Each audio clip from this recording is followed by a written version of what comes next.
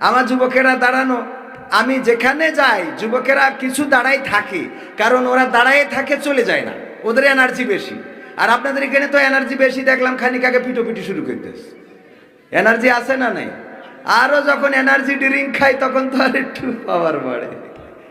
তো এই জন্য বলবো যে আমার যুবকেরা, আমি গতকালকে, আল্লাহ মাফ করুন, একসময় ওয়াজ শুনতে যেয়ে যখন বক্তারা বলতো যে আমি আসলে খুবই ক্লান্ত, খুবই টায়ার্ড, মাহফিল করতে করতে অসুস্থ হয়ে পড়েছি, অনেক কষ্ট করে আজকে এখানে আসলাম।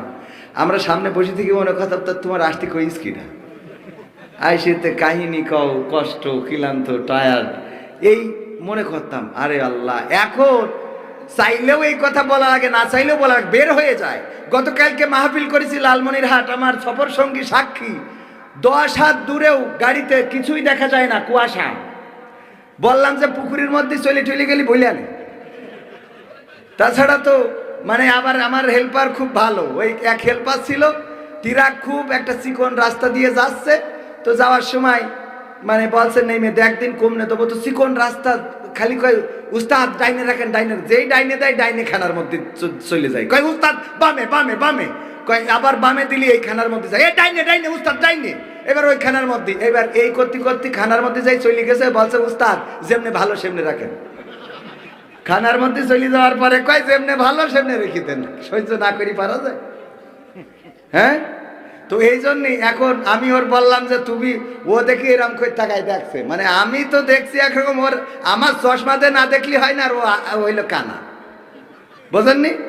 মানে আমি চোখে দেখিনি আর ও হইলো অন্ধ, কি অবস্থা। যাই হোক, তো যুবকেরা একটু বসা যাবে না শোনারা আমার? আল্লাহ রাসূল সাল্লাল্লাহু আলাইহি সাল্লাম যখন কোনো মজলিসে আলোচনা করতেন, তখন যুবকেরা আসলে রাসূল গায়ের চাদরটা চেলে দিতেন, যদি বসার কোনো জায়গা না থাকতো, কিংবা যদি বসার জন্য কোনো বিছানা না থাকতো, তো যদি প্রয়োজন হয় আমার চাদরটা চেলে দিতে আপত্তি নাই, কারণ রাসূল সাল্লাল্লাহু আলাইহি সাল্লামের সুন্নাত এটা। তো আমার যুবকেরা বসবে, এটা আমি বিশ্বাস করি, এবং আমার যুবকেরা আমাকে ভালোবাসে আমি জানি, আর যুবকদের দিয়েই এই সমাজের পরিবর্তন আসা সম্ভব, বলেন ঠিক কিনা? যারা বৃদ্ধ হয়ে গেছে তারা চাইলেও এখন আগের মতো এনার্জি পায় না, রাজপথে যে লড়াই করবে, যে বাতিল ধরো, বাতিল মারো, বাতিল ধরিতে নাস্তা করো, এটা কইতে পারবে?